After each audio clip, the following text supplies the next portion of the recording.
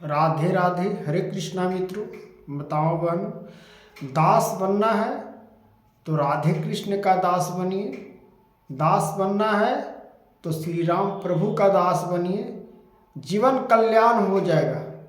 सज्जनों, जिस प्रकार से महाराज जी आप लोग इस प्रकार से कथावाचक की कथाओं को सुनते हुए मन में बहुत हर्षित होती है। अपने जीवन का जिस प्रकार से आप राम को हो जाते हो, कृष्ण जी को हो जाते हो, राधा रानी को हो जाते हो, आपका जीवन में सुख माया हो। इसलिए भगवान कहते हैं, प्रभु जी बोलते हैं, प्रभु जी सुनाते हैं कि आप राम को दास हो जाओ, प्रभु का दास बन जाओ, तुम्हारा सब कल्याण हो जाएगा। जो प्रभु का जीवन में दास बन जाता है उसका जीवन सुखमाया हो जाता है। जीवन दुख सुख हर प्रकार से आपको तंग करेगा। भक्ति में आपको नए नए प्रकार का ठोकरे मिलेगा, चिंताएं आएगा, बधाई आएगा, बहुत परीक्षा भगवान लेंगे। फिर आपको परीक्षा पास हो जाएगा तो जीवन आपका सुखमाया हो जाएगा। इसलिए अपने जीवन, अपने संघर्ष, अपने महानता को समझते हुए और अपने जीवन को, हे सज्जनों महाराज जी, जिस प्रकार से कहता हूँ उस प्रकार से भगवान का बनकर देखो। भगवान श्री राम जी को तब श्री कृष्ण भगवान कहते हैं और तुलसीदास जी कहते हैं, वाल्मीकि जी कहते हैं, हे कालिदास जी किस प्रकार से दास बनना है तो श्री राम के बनो, अगर दास बनना है तो श्री राम को बनो, राधा कृष्ण के बनो। दास इस पृथ्वी पर क्यों खोजते चल रहे हो कि हम आपको दास बनूंगा? ऐसा जीवन अहंकार में न जियो। भगवान कहते हैं, श्रीमद् भागवत कथा और रामायण दोनों से हम लेकर चल रहे हैं व्याख्या को।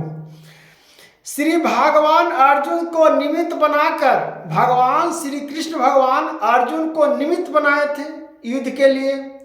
जो कर्म भगवान से कुछ नहीं छुपा हुआ था, भगवान क्या नहीं कर सकते हैं, लेकिन एक निमित्त रूप से, एक मित्र के रूप अपना अस्त्र न उठाकर दूसरे से अस्त्र उठवाएं और महाभारत युद्ध कराएं। हे माधव, भगवान श्री राम जी को देख लो, अपने खुद बाण पहले नहीं चलाए। जो सुग्रीव और बाली दोनों भाई का लड़ाई था, रामायण की बात। भगवान श्री राम जी क्या कहें कि आपस में दोनों भाई लड़ो, जब आपस में लड़ेगा तब मैंने बाली को वध करूंगा। डायरेक्ट बाली को वध श्री राम जी क्यों नहीं किए? तो भगवान ये नहीं चाहते हैं कि मेरा भक्त मेरे से दुखी हो। मैं निमित्त बनाकर भेजता हूं। अगर इस निमित्त व्यक्ति को आप समझ लाते हैं कि आप हमारे मेरा मददगार है, मेरा मदद करने के लिए आया है, तो भाग मनाओ कि भगवान का कृपा आप पर बरसाया है। अब भगवान के कृपा से आप यहाँ आपको मदद करने के लिए लोगों ने आया है। इसलिए भगवान का जब तक कृपा नहीं बनती है, जब तक भगवान का कृपा नहीं रहता है, जब तक जीवन में आप कुछ कर नहीं सकते हो। इसलिए जीवन सर्वोपरि है, जीवन ही हमारा मार्गदर्शन है। तब श्री भगवान अर्जुन को निमित्त बनाकर समस्त विश्व को श्री गीता के रूपों में महान उपदेश दिए। हे प्रभु, इस प्रकार से अध्याय का नाम उपदेश दिया है। जो श्रीमद् भागवत गीता में और श्री रामचरितमानस में भी उसी प्रकार से अलग अलग व्याख्या है, लेकिन प्रसंग एक ही आता है। समझनी बहुत, देखिए भक्ति जो है लोगों को आधा को समझ में नहीं आता है।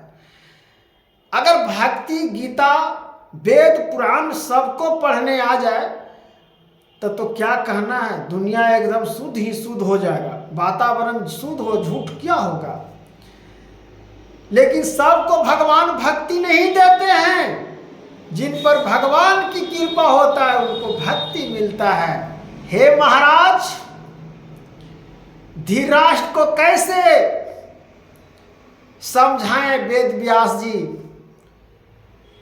विदुर जी, हे महाराज समझिए, अपने आंखों को पट्टी को खोलिए, नाटक मत करिए कि मैं अंधा हूं नहीं देख रहा हूं। अरे आप तो कान से सुन रहे हैं। दुर्योधन को अहंकार से माना करिए। किस प्रकार से विदुर ने कहे और वेद व्यास जी किस प्रकार से श्रीमद् भागवत गीता को, महाभारत को चौपाई लिखे। अगर इस प्रकार से जो व्यक्ति समझ जाए भगवान के प्रकृति और भगवान की नीति को, वो व्यक्ति दुखी हो ही नहीं सकता। वो जीवन में कभी किसी को बुराई सोच ही नहीं सकता। जो बुराई सोचता है सोचने दो, आप तो सही हैं, आप तो निमित्त हैं। इसलिए भगवान कहते हैं, उपदेश यह है कि यह अध्याय उसी के अवतारण है, भगवान के ही अवतार हैं रूप में है। इसमें दोनों ओर के प्रधान योद्धाओं को नाम गिनाना है। जैसे आप श्री रामचरितमानस में चले जाओ, रामायण में जो बांदर सेना लेकर श्री राम जी क्या कहे थे कि हे हमारे योद्धाओं, हम लंका पर जब युद्ध करने के लिए मैं जा रहा हूं तो पहली एक बात सोच लीजिए।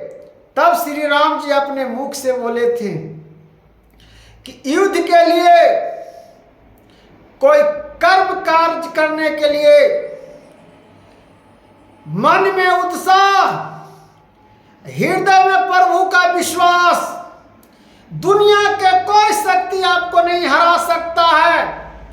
हे सजनों, हे मित्र,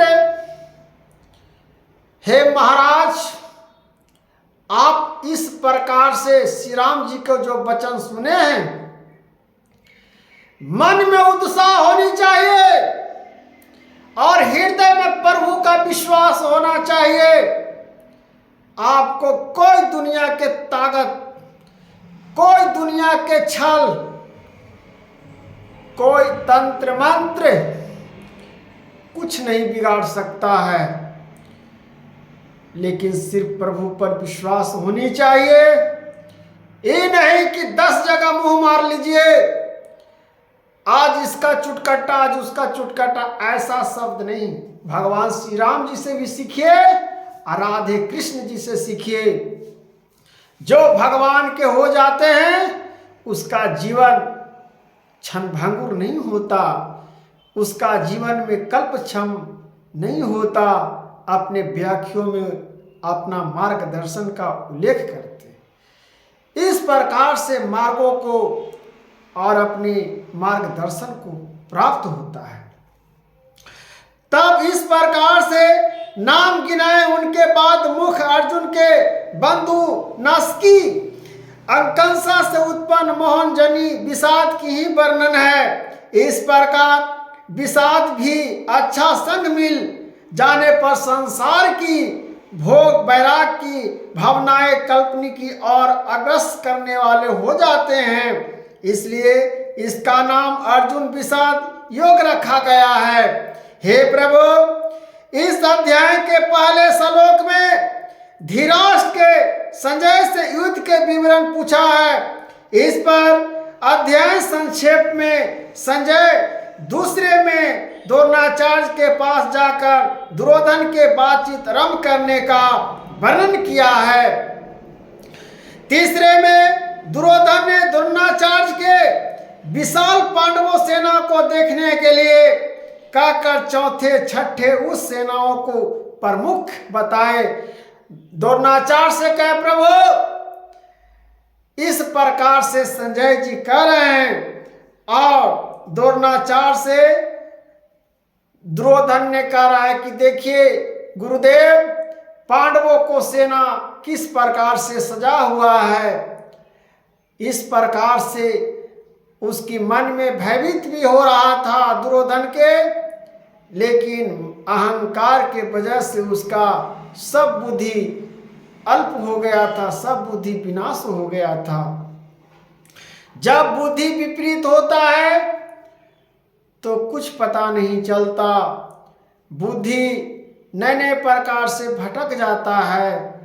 जो अच्छे मार्गों से हम चलते हैं उस मार्ग से भी हम भटक जाते हैं। इसीलिए हम दास बनना है तो श्री राम के बनो, भगवान के दास बनो, और ऐसे किसी और को दास बनने से क्या फायदा और क्या लाभ। इसलिए भगवान श्री राम को, राधा कृष्ण को दास बन जाओ और राधे राधे हरे कृष्णा नाम जापो, और भगवान का जब स्मरण होगा, मित्र सजनों दोस्त माताओं बहनों, इस प्रकार से कथाओं और प्रवचन में नए नए प्रकार का वेदों और पुराणों से और ग्रंथों से हम इस प्रकार से आपको सुनाते रहते हैं, और नए नए प्रकार से आप लोग प्यार और दुलार दे रहे हैं। उस प्रकार से और मेरे मानसिकता को आगे बढ़ाने का, भक्ति भावनाओं का उत्पन्न देते हैं।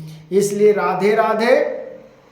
तब कहते हैं सेना के प्रमुख योद्धाओं को नाम बतलाया है।